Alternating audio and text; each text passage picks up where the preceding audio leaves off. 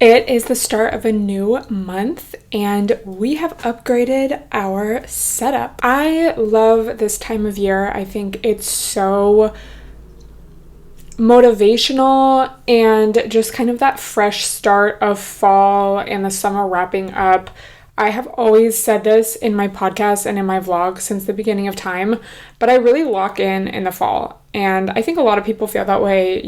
I think a lot of it has to do with just the seasons changing, as I said, and then also, just that almost we're programmed to lock in because we had to start school in fall our whole childhoods. And so today we're going to talk about how to glow up for fall and how to take advantage of that fresh energy because it can so easily pass us by. And so it's really important to be 10 steps ahead always. One of the reasons I think this time of year is so important, to lock in and to take control of your goals and of your life and to kind of just reorganize your mind is because it's a good amount of time to accomplish a significant amount of your short-term goals because we have 4 months until the year ends. It's nice because we don't really have to start thinking about our New Year's resolutions yet. I mean, I'm sure some people are, but I think it's really important to look at how you spend all of your days. Because remember, you have to change before your life changes. A lot of people want certain results, whether it's a more fit body. They want to be an influencer, but it's like, well, I'm not an influencer, so I can't post every day because the locals are going to see it and it's cringe. Or like,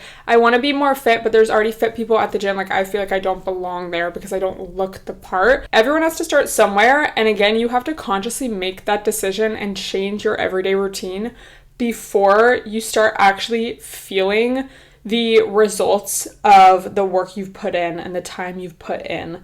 Once I kind of realized this, I was like, oh, you can't kind of half-ass do something or not do something every day and then wonder why you're not seeing any changes. You have to really implement something as part of your everyday life. Whether your goal is something small, like to read a certain amount of books this month, or whether it's to start working on your business or, improve your health or your fitness levels, you need to be working on that every single day. And some days are going to be more productive and just feel like more of a push forward than other days. But as long as you're doing at least something every single day, it's just going to start to become part of your life. And I think that the law of attraction is so real in the sense of what you focus on grows. So like I'm just saying, if you're every day focusing on like, okay, how can I take the next step forward? What do I need to accomplish today? And having in your mind the finished result and trying to maintain that certain energy of being excited and just kind of locked in, when you make it fun for yourself and you kind of imagine each of your days as, like the time lapse in a movie or the little section of like a movie or TV show where it like shows them working on their goals. They're like training or they're like studying. Literally, why are the first two things that come to mind Monsters University? They're like training to become the best team, or like The Bear, amazing show, and especially season 2, it's so lock-in vibes. They're like working on making this restaurant a reality and like doing everything they need to do. So I think that's why it's also important to have specific goals, which I feel like most of us kind of know that, but I know for myself it's just so true. Like when I don't have a clear vision or a clear goal, what exactly it is you're working on, so it makes it kind of overwhelming because you might have a certain kind of vague idea of what you want or like a feeling of what you want, but you don't have the specific vision, so therefore you cannot create the specific steps.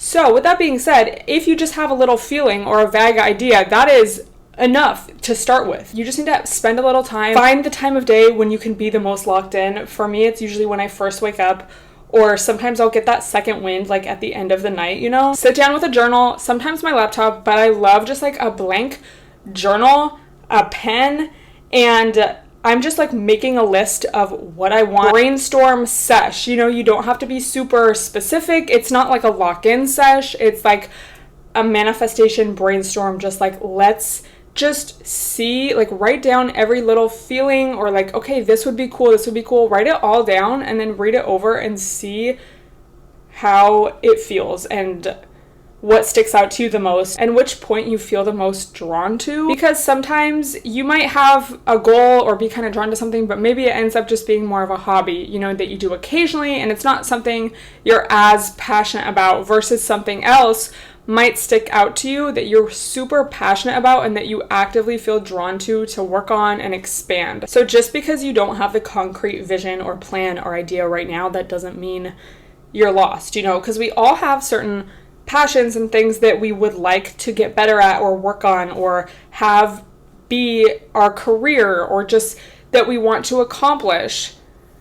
But sometimes you just kind of need to let yourself have the space to dream about it, you know, and kind of just conjure it up. So that's why it's also very important to have a solid balance of creativity and dreaming and creating and just kind of giving yourself free time. That's why I think walking is so important, because that's something you can do every day, hopefully in nature, but like just a neighborhood walk, you know. I think a walk outside generates so many ideas, you know, because that's when inspiration hits. That's when you'll have your next great big idea, or you'll just have your best realizations.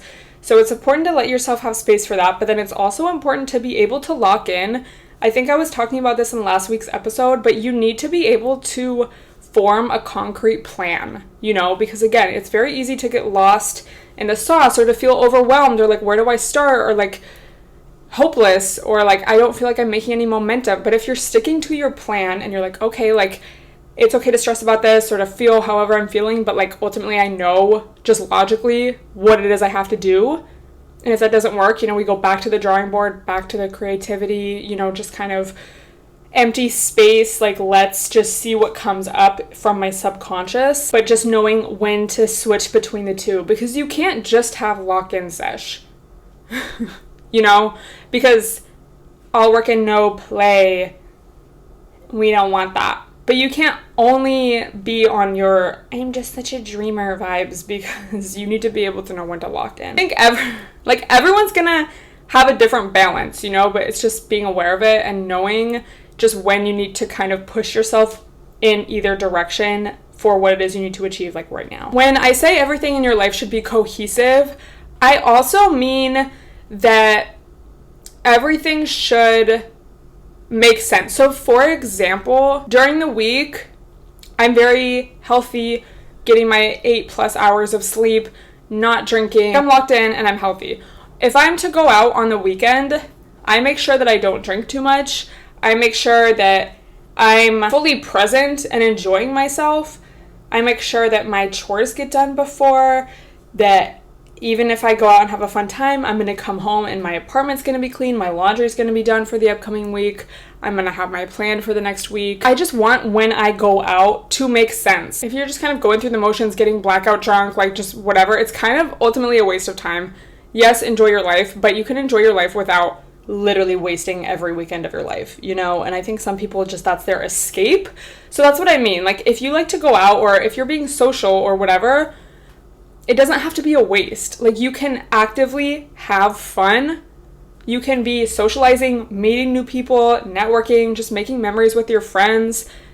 And that's not a waste of time. That's not really like escaping your life, rather than having it be your escape and like, I just am drinking to get numb and like, I don't want to think about the rest of my life, you know? A healthy, balanced life, all areas of your life are cohesive. I think another example of this is relationships, and it could be a friendship, but I think especially for romantic relationships, if you feel like you kind of have to keep your partner separate from your friends, your family, your loved ones, that's probably a sign that that relationship isn't the best for you. Because I think a true healthy relationship, you know, it's not like everyone necessarily has to be best friends and get along 100%, but there should be some cohesiveness. Like, it should make sense. So that can be true for anything, you know, if you feel like you just really have to keep certain parts of your life separate in that unhealthy way, it's definitely a sign that something's out of balance, and that's worth looking into. So yeah, just make everything worth your time.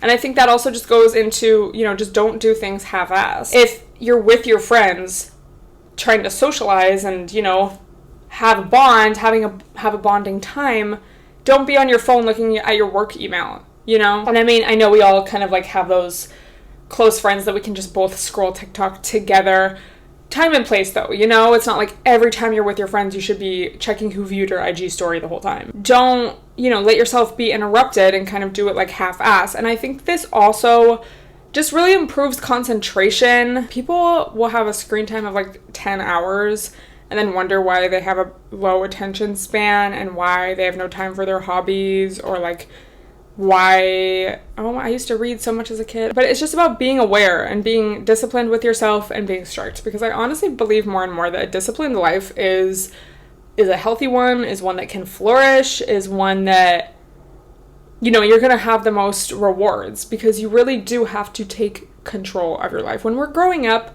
we have some structure to some extent. I think some children do more than others, of course, but even just with going to school, you know what the next step is going to be. Like, okay, I'm in 7th grade, next year I'm going to be in 8th grade. At this age, I'm going to get my driver's license. At this age, I'm supposed to graduate. And then once you kind of become an adult, yeah, there's like a blueprint to follow. You know, graduate high school, go to college, get married, have kids, retire at this age. But there's a lot of time in between those things, and even like just after you get married and if you have kids, like that's like a long time. And then especially if you are someone who is more creative or just doing a more non-traditional path, or if you did everything you were quote unquote supposed to do, but you're still feeling kind of unfulfilled, or you're just unsatisfied, or you want to pursue what you're actually passionate about, it's going to take structure and discipline and the willingness to be uncomfortable. And I've talked about this before, but having that realization has really changed my life. And I'm so much better now at catching when I'm kind of feeling that hesitation.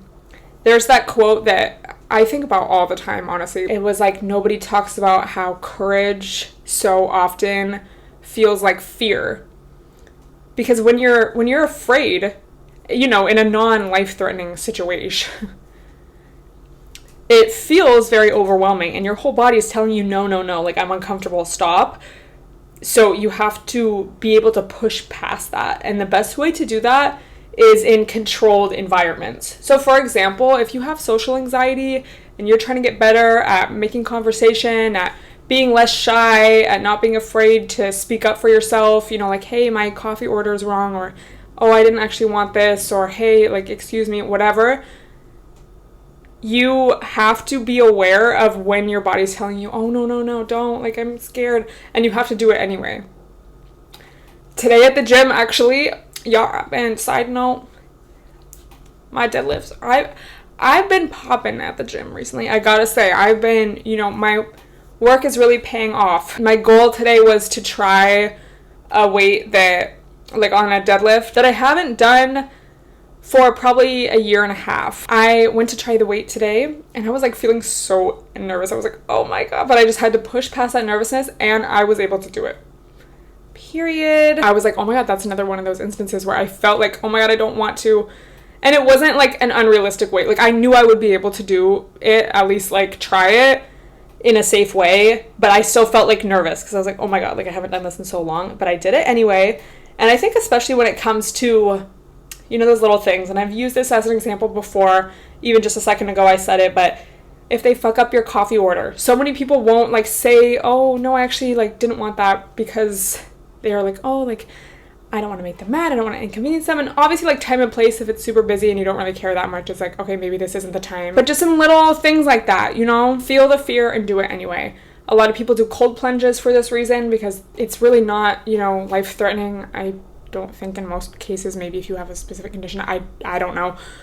But if you don't have access to like a cold plunge, you can just turn your shower really cold and hop in there, or sometimes I'll do it at the end, doing a plank for a little longer than you normally would, because it's just that mental thing of like doing something that you're kind of uncomfortable doing mentally, even though it might be uncomfortable physically too, but it's like the mental part of it. When you practice getting through that in these small, you know, controlled, safe situations, it's so much easier to then apply that to bigger situations, whether it's asking for a raise or in a job interview or having a difficult conversation with a friend or a loved one. I also hate to be like motivational speaker, like, in that kind of toxic way. But I honestly do think this is more important now than ever. And if you do these things, you're going to be so far ahead of so many other people, because people are addicted to their phones at an all-time high. People are addicted to this short form content. Most people do not have the courage and the discipline to take that risk of living or going after the life that they really want. So if you even just try, you're at such a further advantage than anyone else. It's like, I don't even really like to think that way, because it's not about anyone else, you know, it's about me. But when you just kind of realize, like, damn, it's realizing that most people aren't really that happy.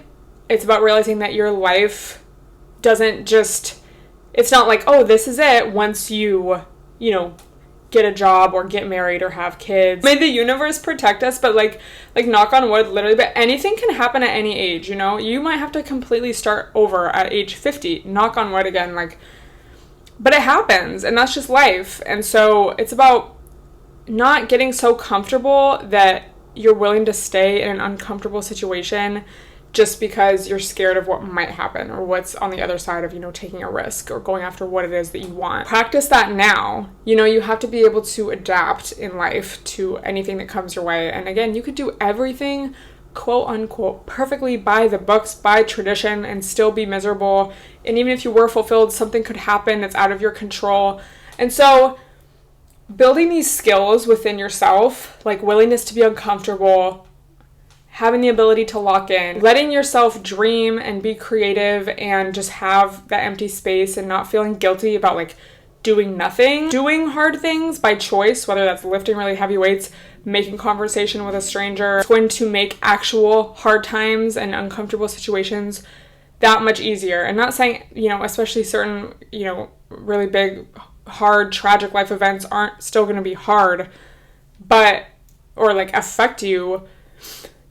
But I think working on those skills is really important, and it's going to assist you a lot in whatever life throws your way. So that's like what I think about, because I'm like, yeah, of course I want to work on my goals and like manifestation and like, yes, positivity. But then it's also like these skills are also helpful when things don't go as planned. And I don't know if you guys are spiritual or like religious. I've just had so many instances where it's like, there's no explaining this. You know, I wasn't raised religious, but it's like, there's something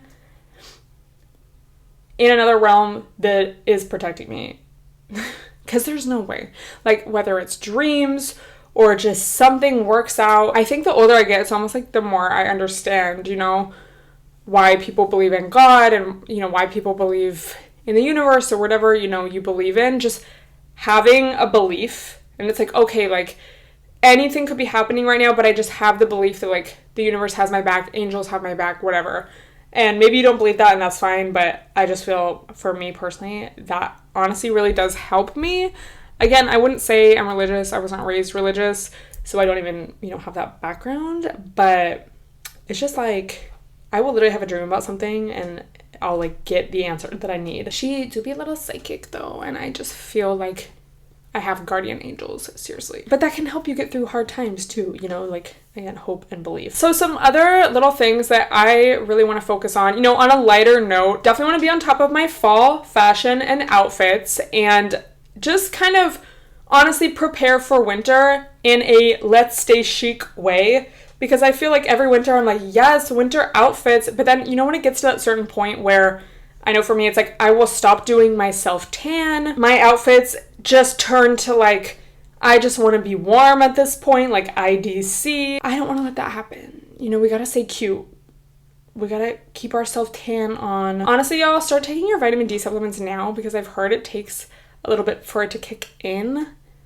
So if you start taking it now, by the actual winter, I am really not excited about it getting darker early. I never really minded it that much, because it's like, oh, cozy vibes. But now it's like, I just like to walk outside so much that it's like, sometimes if it's dark like that, I don't really, And yeah, this is really the perfect time to lock in and have fun with it. Make your Pinterest fall mood boards. You know, we can get excited for the fall activities. Lock in and make your plan for winter before it's already winter. Did I ever tell you guys the story about the Russians in my old apartment?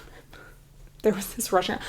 I don't even know if this was an actual I don't think this was like a legal unit in the apartment because it was the basement and it did not have a unit, like a number.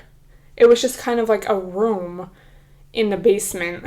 Anyway, so they were kind of odd. Like, I didn't get a bad vibe, but I'm like, I don't want to be like your bestie, you know? But anyway, so this one time I'm just doing laundry because the laundry was also in the basement. And they, like 3 of them, there was like a new one also, come down holding like a full tree log. Like, if you're watching the video, like probably this big.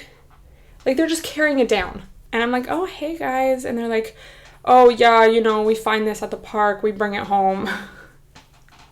And then the main one, the only one that lived there, was like, oh yeah, you know, winter's coming. And like, he wasn't joking. Like, he wasn't doing a little like Russian parody. Like, he was like being serious.